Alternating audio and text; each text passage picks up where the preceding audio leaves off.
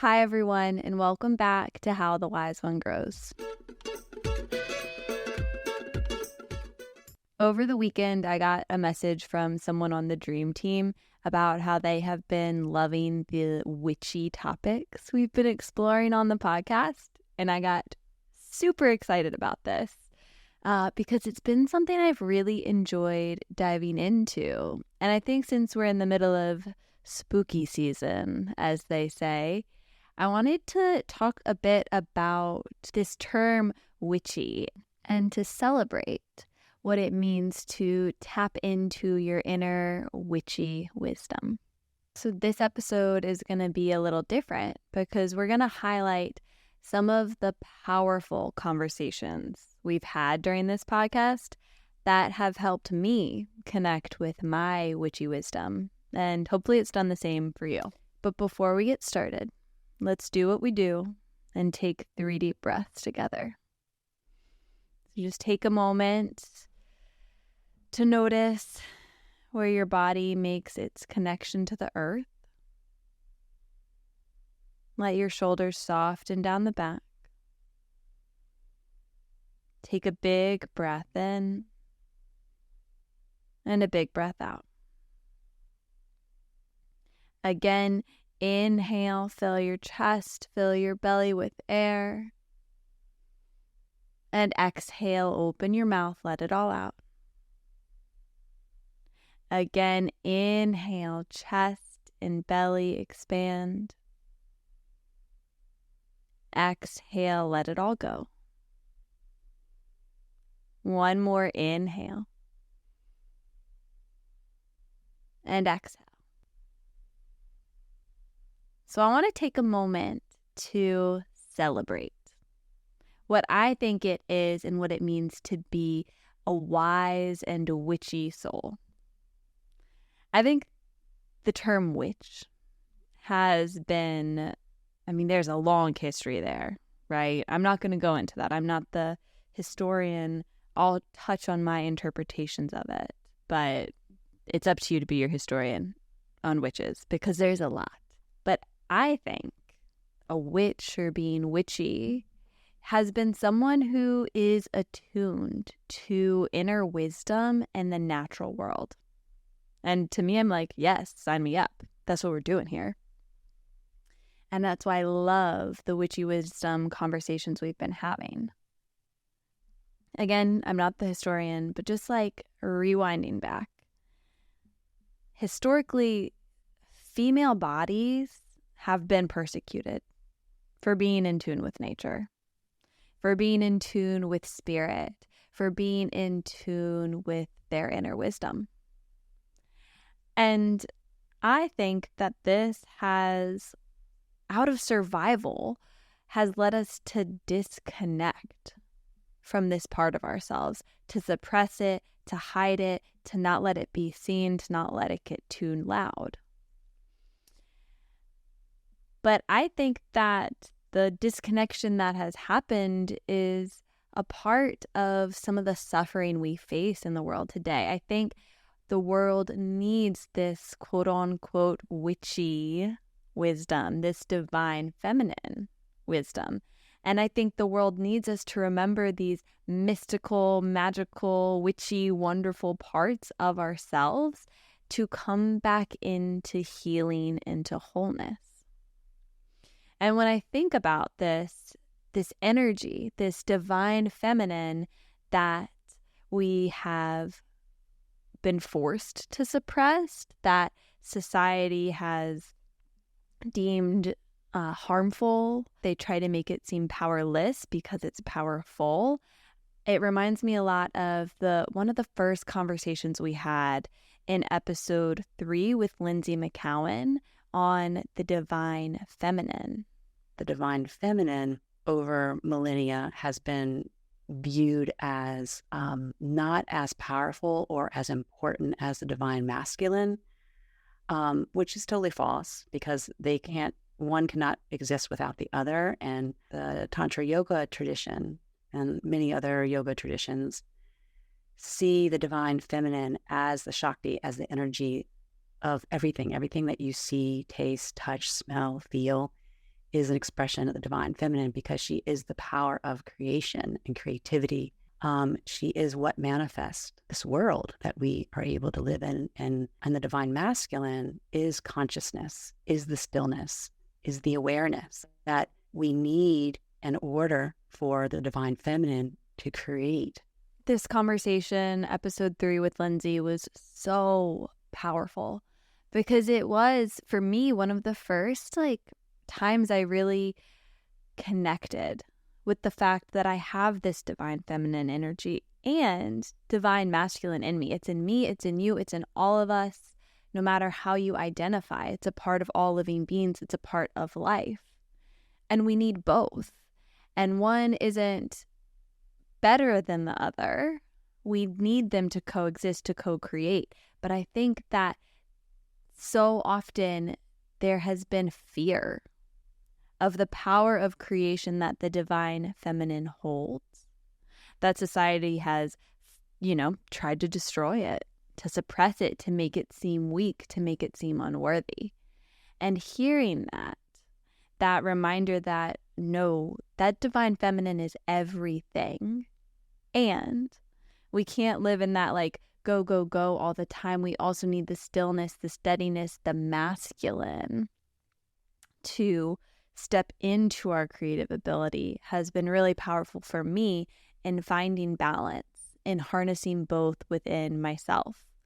And this is a little teaser, but it has me excited about a conversation that I'm actually going to be recording this week on Chinese medicine and yin and yang energy, which has a very similar tone to it. So stay tuned for that one to come. Another conversation that has really helped me connect with my inner wisdom and my body's wisdom, particularly as someone who experiences a menstrual cycle, was episode 6 with Cait Bonet. And we talked all about hormone balancing and cycle syncing in this episode. So we're conditioned to see our period as something we just have to deal with, a curse, and we kind of just ignore it, or we suppress it with birth control until something really goes wrong with us, maybe with our health. I think in doing that, we live out of sync with our female brain, our female body chemistry, and we don't do things to support our hormones or to give our endocrine system what it needs to kind of keep our hormones balanced. That blew my mind. That episode with Cait truly transformed the way I am relating to my body and my cycle. And I tell you what, I am truly noticing a difference. It blew my mind. My whole life until that point, I did think of my cycle as a curse. There was a point where I had some health stuff going on, and then I did realize I do like getting a period because it means that I am healthy when I do. It means that my body is functioning as it needs to. But I never knew. I think I was 28 before I learned that there are 4 phases of a menstrual cycle, and this information rocked my world. And it's another thing, I think, in which women and society has disconnected us from our bodies and the power of our bodies. And because of the way society operates, we want our bodies to operate the way that a man operates, right? That's what is socially the norm. That's what's expected.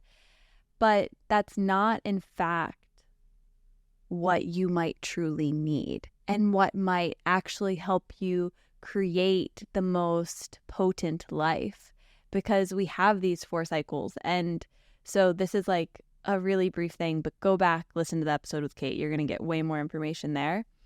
But men and women, we each have a 24-hour cycle that we move through.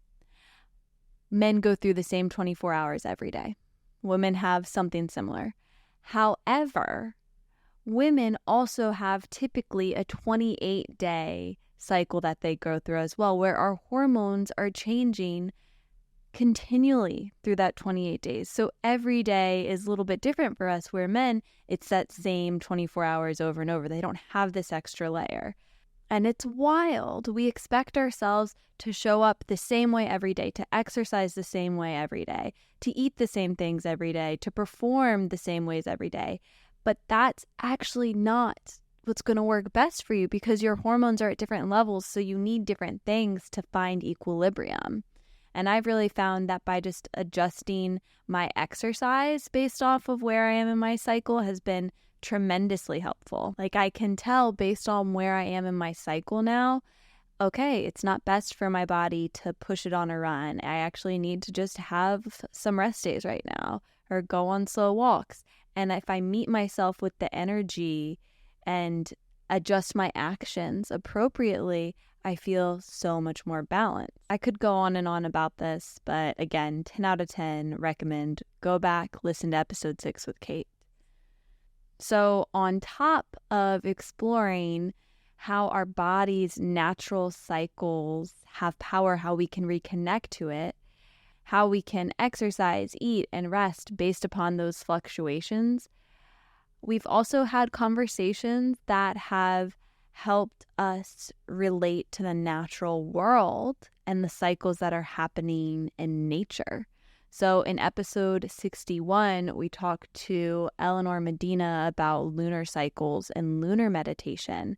And to me, it's been wild noticing how my cycle syncs with the moon and how that impacts my mood in the ways that I honestly honor my energy and plan activities.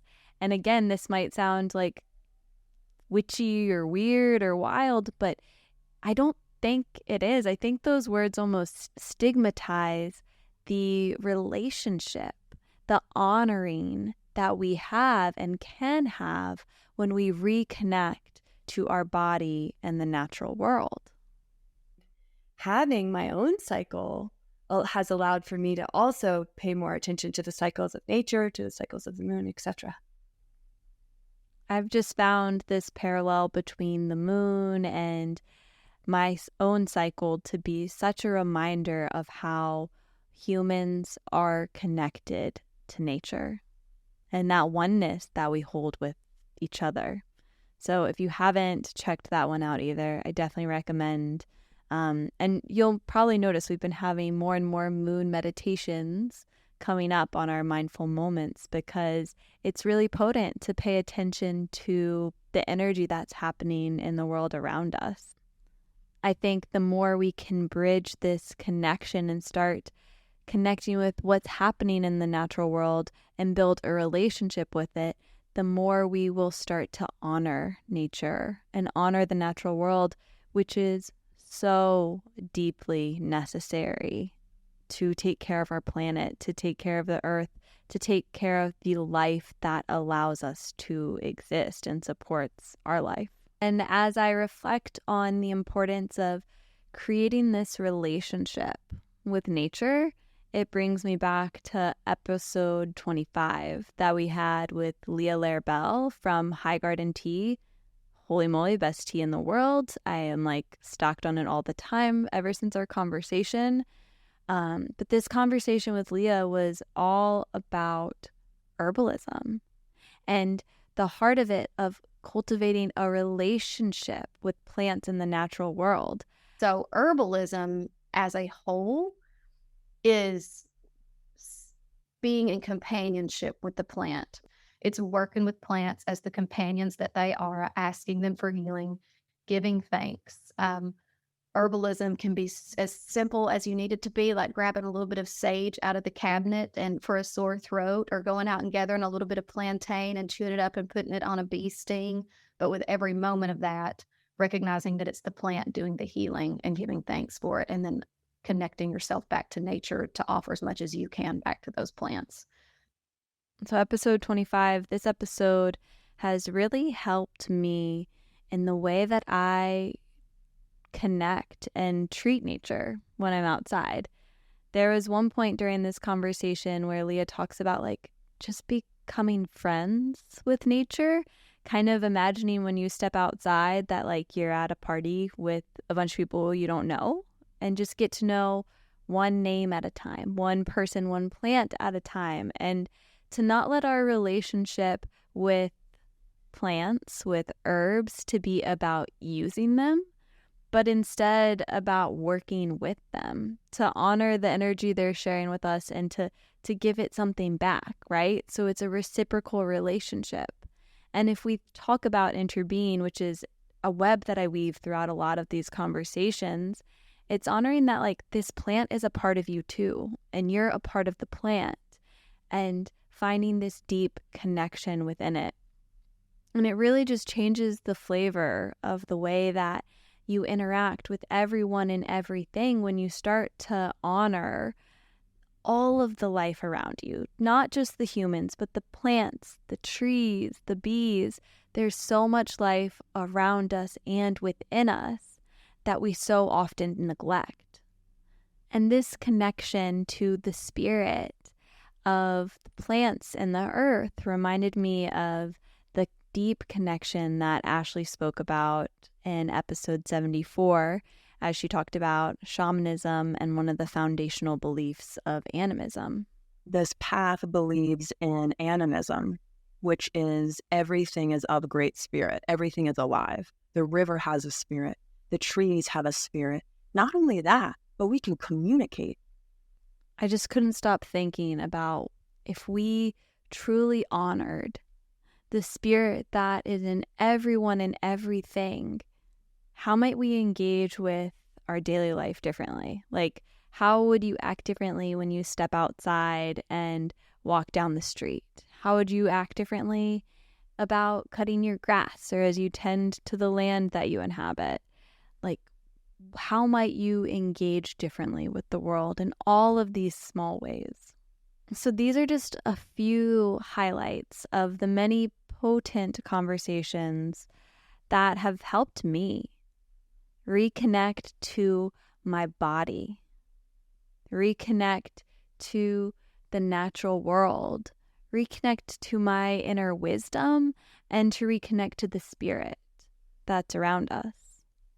And for many years, people were persecuted for reconnecting in this way. So as we reconnect to these parts of ourselves, to our divine feminine now, what healing can happen? How might the world change if we start to tap into our whys in witchy ways? I really think that the world needs it. So to me, there's something really beautiful about spooky season because it's about harnessing this deep wisdom, this deep connection that all human beings have to the divine feminine, to the natural world, to spirit, and to our inner wisdom. So I hope that you feel powerful as you leave this conversation, and I encourage you to go back and listen to some of these episodes. There's even more that I would encourage you to listen to. Those are just the highlights that are speaking to me in this moment. But may we all continue to step into our wisdom and use this strength to reconnect with and heal ourselves, one another, and the natural world. You also heard me mention the Dream Team earlier in this episode. If you don't know, the Dream Team is a group of people who make this podcast possible and support community causes by making a financial contribution to this podcast every month. And you can join for as little as $3 a month. There is a link in the show notes to join. For October, I'm definitely looking at relief funding to support. So if you have any suggestions of where, drop it in the comments. So if this podcast has been meaningful for you in any way, if it has helped you tap into your witchy wisdom, consider joining the Dream Team. And if you're not able to financially contribute at this time, you can absolutely still support this podcast by subscribing and following this podcast on your favorite streaming platform, leaving a review, and sharing it on social media, sharing an episode you love with a friend, maybe sharing this one or one that we mentioned. Again, thanks for taking the time to listen. Thank you for making this possible. And thank you for growing with every episode, with every breath, with me and with everyone listening.